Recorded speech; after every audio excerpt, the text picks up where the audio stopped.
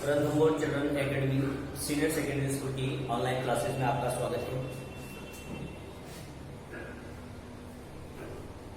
Ranthambore children senior secondary school की online classes में आपका स्वागत है और हम 11th क्लास केमिस्ट्री की बात कर रहे हैं।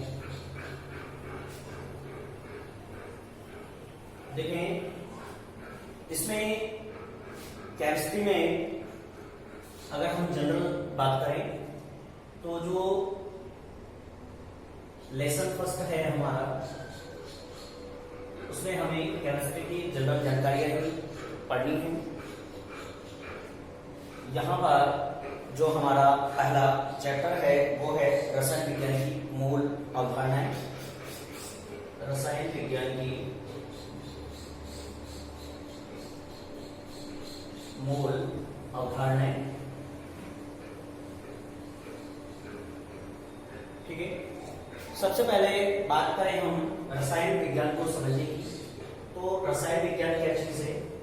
रसायन विज्ञान होता है अणुओं और परमाणु, यानी परमाणु व अणुओं का विज्ञान। परमाणु व अणुओं का विज्ञान है। और रसायन विज्ञान के जो जनक कहलाते हैं, रसायन शास्त्र के जो जनक कहलाते हैं, वो जनक कहलाते हैं लैवोसियर, ठीक है। परमाणु या अणुओं को समझने से पहले हमें एक पदार्थ को समझना होगा, द्रव्य। द्रव्य क्या होता है? देखिए, द्रव्य प्रकृति में मौजूद प्रत्येक वस्तु है, यानी ऐसी कोई भी वस्तु जिसका द्रव्यमान होता है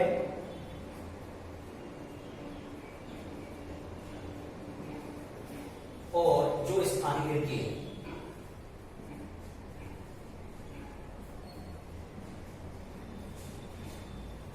कोई भी वस्तु जिसका क्या होगा, एक द्रव्यमान होगा और जो एक स्थान घेरेगी वो क्या कहलाएगी? द्रव्य कहलाएगी। जैसे हम बात करें इस मार्कर की, तो मार्कर को अगर हम देखें तो इस मार्कर में अगर हम बात करें तो ये जो मार्कर है, इस मार्कर ने क्या किया हुआ है?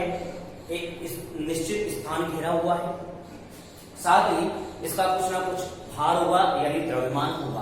तो ये क्या है? हमारा द्रव्य है। द्रव्य के अंतर्गत ब्रह्मांड में उपस्थित सभी पदार्थ आते हैं। द्रव्य के अंतर्गत जैसे हमने मार्कर,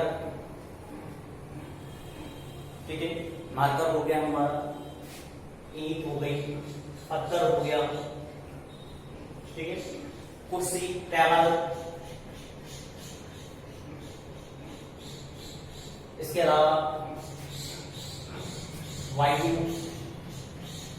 भी क्या करती है? एक निश्चित स्थान घेरती है और इसका भी क्या होता है? द्रव्यमान होता है। जल, यानी ब्रह्मांड में उपस्थित समस्त पदार्थ जिनमें द्रव्यमान होगा, जो स्थान घेरेंगी, वो सभी क्या कहलाएंगी? द्रव्य के अंतर्गत आएंगे। अब बात करें द्रव्य की भौतिक अवस्था के आधार पर वर्गीकरण, यानी भौतिक अवस्था के आधार पर द्रव्य को कौन से भागों में बांटा गया है। तो द्रव्य की जो भौतिक अवस्था है, भौतिक अवस्था के आधार पर देखें तो द्रव्य की 3 अवस्थाएं होती हैं। एक को बोलते हैं हम ठोस अवस्था, एक को बोलते हैं द्रव अवस्था और एक को बोलते हैं गैस अवस्था, ठीक है। ठोस अवस्था, द्रव अवस्था और गैस अवस्था। बात करें हम तीनों अवस्थाओं की, तो तीनों अवस्थाओं में सबसे पहले बात है इनके परमाणु की, यानी इनके अभिन्न कणों की व्यवस्था। तो ठोसों में जो कण होते हैं वो बिल्कुल नजदीक व्यवस्थित इस तरह से।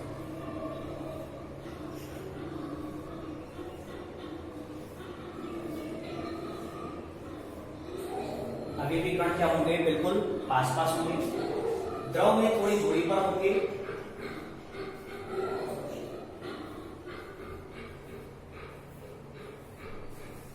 और गैसों में काफी दूरी पर होंगे, ठीक है। तीनों अवस्थाओं में पहला अंतर तो क्या हो गया? इनके अभिन्न कणों की व्यवस्था। ये पहला अंतर हो गया तीनों में, यानी इनमें अभिन्न कण बिल्कुल नजदीक पास पास होते हैं। सेकेंड अंतर क्या हो गया, आकर्षण बल। यहां देखें हम आकर्षण बल तो बहुत अधिक प्रबल होगा, बहुत अधिक प्रबल होगा। इनकी तुलना में इसमें कम प्रबल होगा और इनमें क्या होगा, सबसे दुर्बल आकर्षण बल होगा। तीनों में अगर बात की जाए आकर्षण बलों की, तो आकर्षण बल सबसे ज्यादा प्रबल किसमें होगा, ठोस अवस्था में होगा। द्रव अवस्था में ठोस की अपेक्षा कम प्रबल होगा और गैस अवस्था में सबसे दुर्बल आकर्षण बल पाया जाएगा। बात करें आकार व आयतन की, तो इनका आकार व आयतन क्या होता है, निश्चित। इनका आकार और आयतन क्या होता है, निश्चित होता है। यानी जो ठोस होते हैं उन ठोसों के आकार और आयतन क्या होते हैं, निश्चित होते हैं। जबकि द्रव की बात करें तो द्रव में जो आकार होता है वो आकार तो होता है अनिश्चित। आकार कैसा होता है, अनिश्चित होता है।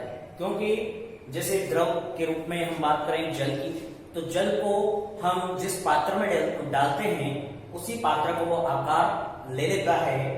इसी वजह से इसका कोई भी आकार निश्चित नहीं होता है, लेकिन जिस पात्र में इसको डाला जाता है ये उसी पात्र के आकार को ग्रहण कर लेता है। बात करें आयतन की, तो आयतन इनका क्या होगा, निश्चित होगा। आयतन कैसा होगा इनका, निश्चित। यानी 1 लीटर है तो वो हमेशा 1 लीटर ही रहेगा। ठीक है। बात करें गैस की, तो आकार और आयतन दोनों ही कैसे होते हैं, अनिश्चित होते हैं। आकार और आयतन दोनों ही कैसे होते हैं, अनिश्चित होते हैं। यानी आकार भी निश्चित नहीं होता है और आयतन भी इनका निश्चित नहीं होता है। इसके बाद में बात करें हम घनत्व की, तो घनत्व की बात करें तो देखिए घनत्व क्या चीज होती है, घनत्व होता है इकाई आयतन का द्रव्यमान। इकाई आयतन का द्रव्यमान क्या कहलाता है, हमारा घनत्व कहलाता है।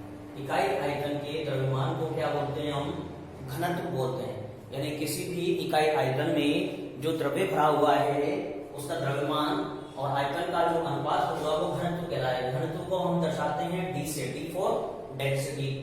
तो ये होता है m/v। m का मतलब है द्रव्यमान और v का मतलब है आयतन। यानी घनत्व बराबर होता है द्रव्यमान बटा आयतन। तो अगर हम ठोसों की बात करें, मान लो हमने एक निश्चित आयतन ले लिया, एक इकाई, तीनों का एक निश्चित आयतन ले लिया, बराबर आयतन ले लिया। तीनों में क्या ले लिया हमने, बराबर आयतन ले लिया। तो जब बराबर आयतन हो गया तो आयतन क्या हो गया, कांस्टेंट हो गया। तो जिसका द्रव्यमान ज्यादा होगा उसका घनत्व भी क्या होगा, ज्यादा होगा। इसमें द्रव्य की मात्रा ज्यादा है तो घनत्व सबसे ज्यादा किसका अधिक होगा, सबसे अधिक ठोसों का होगा। घनत्व सबसे अधिक किसका होगा, ठोसों का। उससे कम द्रव का और उससे कम क्या होगा, गैस का होगा। यानी सबसे कम हो जाएगा और ये हो जाएगा ठोस की अपेक्षा कम। तो इस तरह से इनमें ये कुछ अंतर होते हैं ठोस, द्रव और गैस अवस्थाओं में।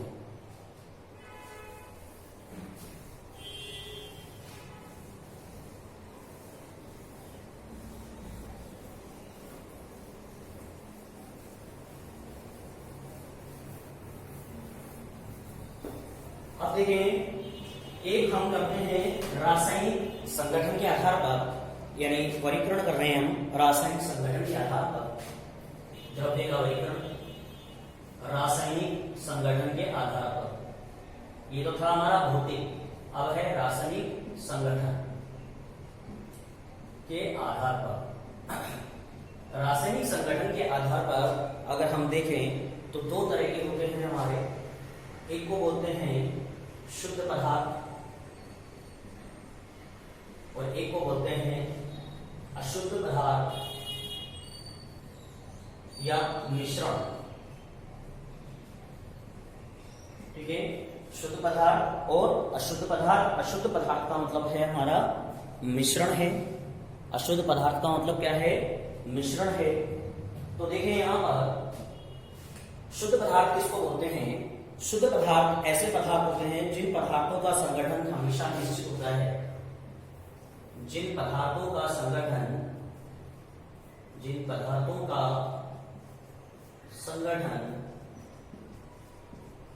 हमेशा निश्चित होता है।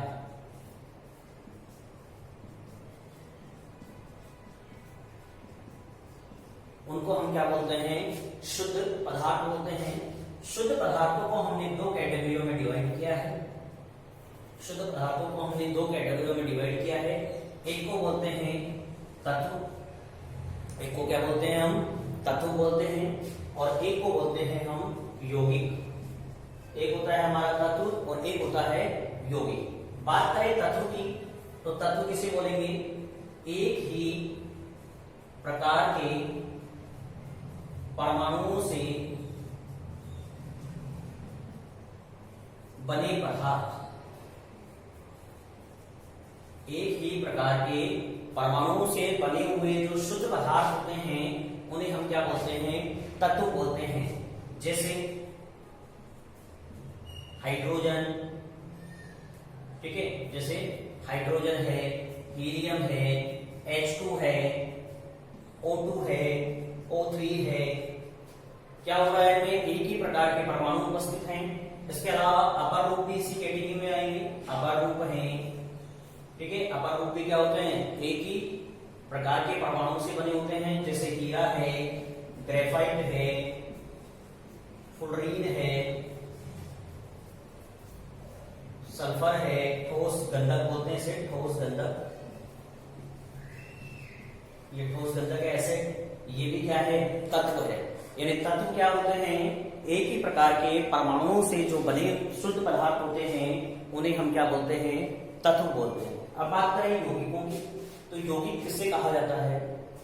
देखें, यौगिक होते हैं दो या दो से अधिक प्रकार के परमाणु के निश्चित अनुपात में संयोग से बने शुद्ध पदार्थ, ठीक है। यौगिक किसको बोलेंगे? दो या दो से अधिक प्रकार के परमाणुओं के निश्चित अनुपात में संयोग से बने शुद्ध पदार्थ क्या कहलाएंगे? हमारे यौगिक कहलाएंगे। शुद्ध पदार्थ क्या कहलाएंगे? हमारे यौगिक कहलाएंगे। तत्व और यौगिक में अंतर क्या है?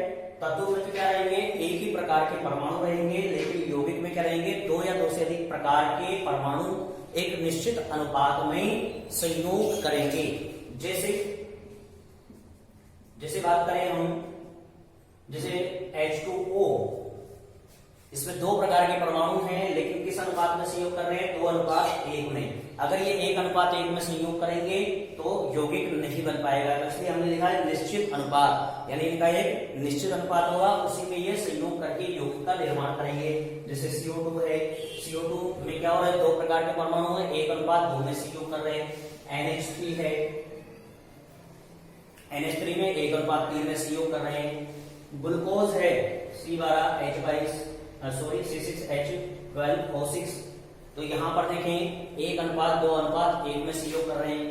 तो इस तरह से एक निश्चित अनुपात में जब संयोग करके शुद्ध पदार्थ बनाए जाएंगे दो या दो से अधिक प्रकार के परमाणुओं द्वारा, तो वो कहलाएंगे हमारे यौगिक। तो तत्व और यौगिक में अंतर पूछा जाता है।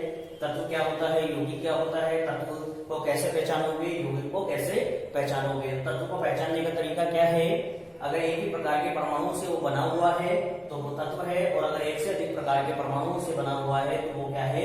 यौगिक है। ठीक है, ये हुआ हमारा शुद्ध पदार्थ। शुद्ध पदार्थ जिन पदार्थों का संगठन हमेशा क्या होगा? निश्चित होगा। अगर हम तत्वों की बात करें तो तत्व भी कई 3 भागों में बांटे गए हैं। तत्वों को भी 3 भागों में बांटा गया है।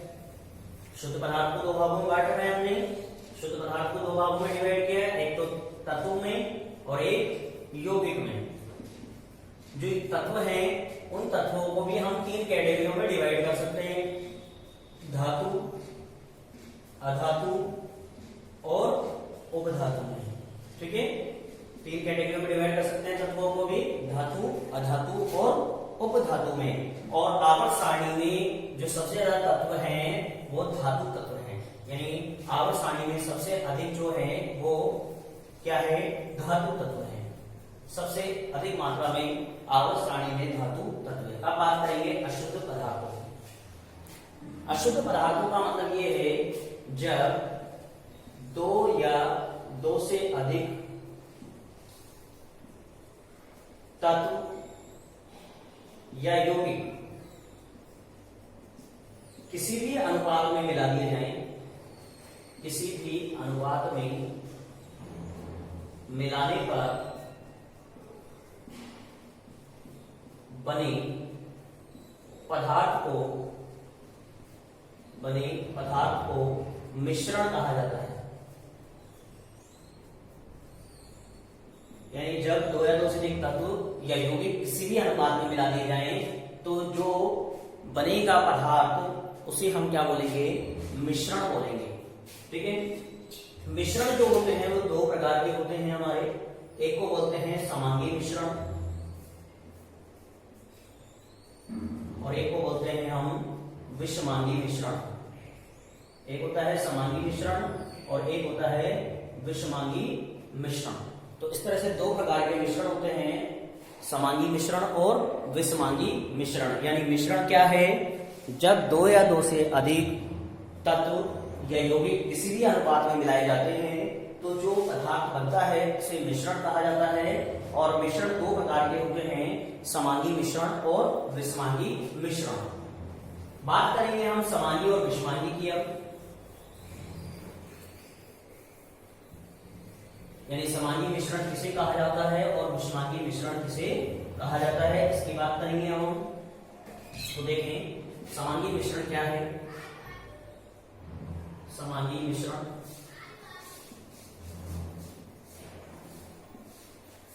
देखें, इसको समझने के लिए हम सिंपल सा एग्जांपल ले रहे हैं। हमने एक ग्लास के अंदर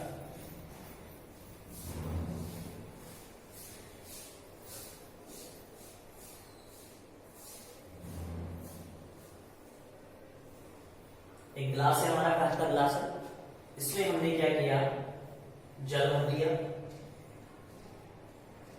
वाटर। ठीक है, वाटर क्या है, यौगिक है। ये क्या है, एक यौगिक है। अब इस यौगिक में अगर हम देखें, इसमें हमने ऐड कर दिया बाहर से दूसरा एक यौगिक साल्ट यानी NaCl। NaCl को इसमें हमने ऐड कर दिया। ठीक है, क्या किया हमने, दो कंपाउंड्स हैं हमारे पास, दो यौगिक हैं, एक जल है और एक नमक है। इसमें हमने इसकी कुछ मात्रा, थोड़ी सी मात्रा, जैसे हमने मान लो 1 लीटर जल है, उसमें हमने 5 ग्राम नमक घोल दिया और इसको हमने क्या कर दिया, शेक कर दिया, इसको मिला दिया। मिलाने के बाद में क्या होगा, ये वाटर और सॉल्ट आपस में क्या हो जाएंगे, मिक्स हो जाएंगे। ठीक है, वाटर और सॉल्ट दोनों क्या हो जाएंगे, मिक्स हो जाएंगे। अब हमने क्या किया, इस वाले भाग से एक बूंद उठाई, इसको ए नाम दे देता हूं, एक इस वाले भाग से इसको बी नाम दे देता हूं, एक इस वाले भाग से इसको सी नाम दे देता हूं, एक इस वाले भाग से इसको डी नाम दे देता हूं। ठीक है, हमने 4 बूंदे अलग अलग जगह से सैंपल उठाए, ए बी सी और ये हमारा डी। ठीक है, 4 बूंदे हमने अलग अलग पार्ट से इसकी प्रयोग के लिए ली। ठीक है, एक बूंद यहां से उठा ली हमने, एक बूंद यहां से, एक बूंद यहां से, एक बूंद, यानी प्रत्येक अलग अलग भाग से इसकी बूंदों को कलेक्ट कर ली।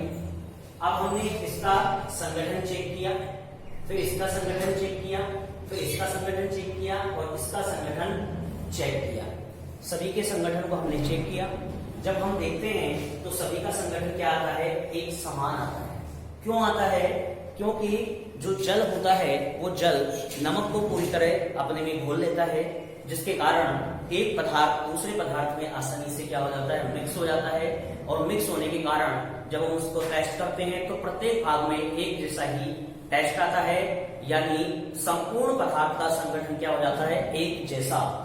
संपूर्ण पदार्थ का संगठन क्या हो गया, एक जैसा हो गया। इसलिए ऐसे मिश्रण को क्या बोलते हैं हम, समांगी मिश्रण कहते हैं। यानी कहने का मतलब यह है कि ऐसा मिश्रण जिसके प्रत्येक भाग का संगठन एक समान हो जाता है या एक समान होता है। जब मिश्रण का संगठन संपूर्ण पदार्थ में एक समान होता है तो उसे हम क्या बोलते हैं, समांगी मिश्रण।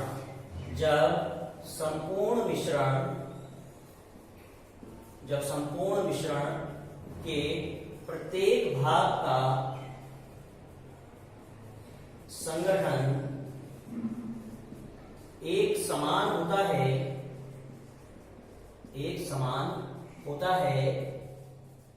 तो उसे समांगी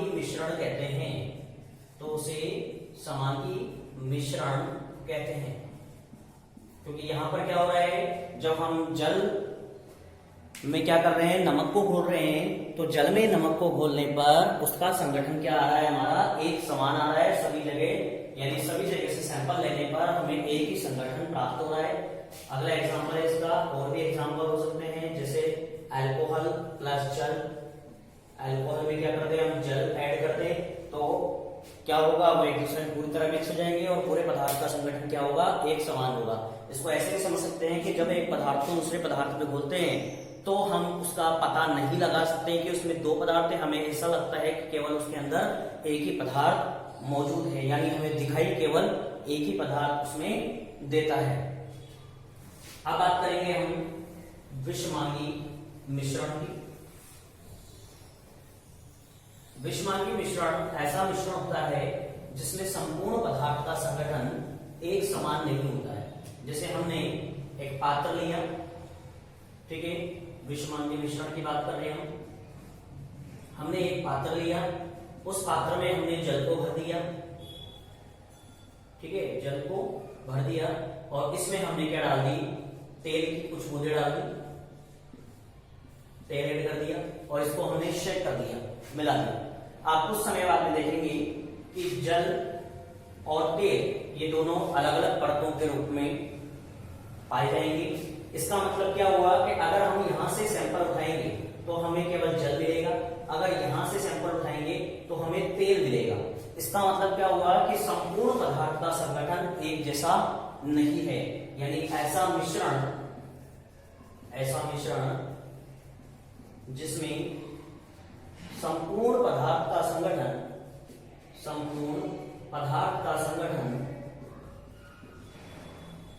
एक समान नहीं होता है, वो क्या कहलाता है, हमारा विषमांगी मिश्रण कहलाता है। ठीक है, जैसे जल प्लस तेल हो गया हमारा। इसके अलावा देखिए हम दाल में कंकर भी इसका एग्जांपल है, क्योंकि हम बीन कर उसको अलग कर सकते हैं कंकरों को, क्योंकि दोनों पदार्थ हमें अलग अलग दिखाई देंगे। तो इस तरह से हम द्रव्य का वर्गीकरण करते हैं, जिसके माध्यम से द्रव्य के दो भाग हो गए हमारे, एक भौतिक अवस्था के आधार पर और एक रासायनिक संगठन के आधार पर।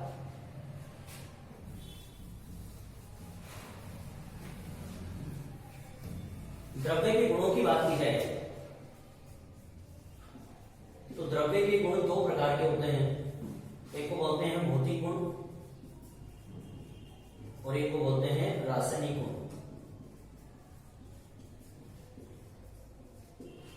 देखें, भौतिक गुण ऐसे गुण होते हैं जिन्हें देखने के लिए या मापने के लिए, ऐसे गुण जिन्हें देखने या मापने के लिए पदार्थ के संगठन में कोई परिवर्तन नहीं करना पड़े,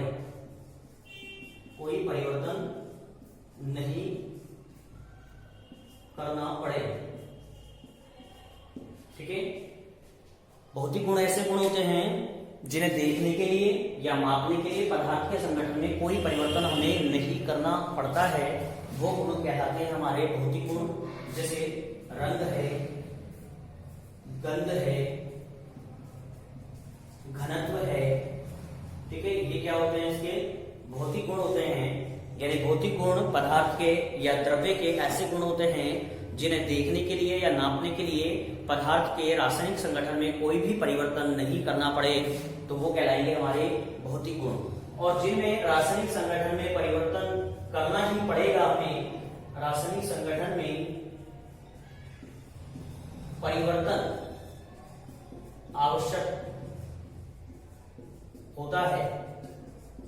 यानी रासायनिक गुण ऐसे गुण होते हैं जिन्हें देखने या मापने के लिए पदार्थ के रासायनिक संगठन में परिवर्तन करना आवश्यक होता है, वो गुण कहलाते हैं हमारे रासायनिक गुण। जैसे अम्लीयता, कोई अम्ल है तो उसकी अम्लीयता को नापना है, क्षारीयता का पता लगाना है, या दहनता, दहनशीलता की बात करें, यानी उससे जब उसको जलाया जाएगा तो कितनी ऊर्जा उससे प्राप्त होगी, तो क्या करना पड़ेगा हमें, दहनशीलता के लिए क्या करना पड़ेगा, उसको जलाना पड़ेगा। जैसे मार्कर है, इस मार्कर से कितनी ऊर्जा प्राप्त होगी हमें, तो उसको जलाएंगे, जलाने पर क्या ये वापस से मार्कर ही रहेगा, नहीं रहेगा, इसके रासायनिक संगठन में क्या आ जाएगा, परिवर्तन आ जाएगा। तो इस तरह से ऐसे गुण जिन्हें देखने या नापने के लिए पदार्थ के संगठन में परिवर्तन करना पड़े वो रासायनिक गुण, और जिनमें संगठन में परिवर्तन नहीं करना पड़े वो क्या कहलाएंगे, भौतिक गुण। जैसे मार्कर है, इस मार्कर का कलर पता लगाना है, तो क्या इसमें परिवर्तन करना पड़ेगा, नहीं। इसकी गंध पता लगाना है, तो गंध के लिए भी हमें कोई परिवर्तन नहीं करना है। घनत्व, इसके घनत्व को निकालना है तो हम नाप कर तोल कर इसको पता लगा सकते हैं। तो इस तरह से जब हमें इसके संगठन में कोई परिवर्तन नहीं करना पड़ रहा है तो वो भौतिक गुण है, और जिनके लिए, जिनको नापने के लिए या देखने के लिए हमें संगठन में परिवर्तन करना पड़ जाए तो वो क्या होगा, वो कौन से गुण होंगे, रासायनिक गुण होंगे। तो इस तरह से भौतिक और रासायनिक गुणों को हम समझ सकते हैं।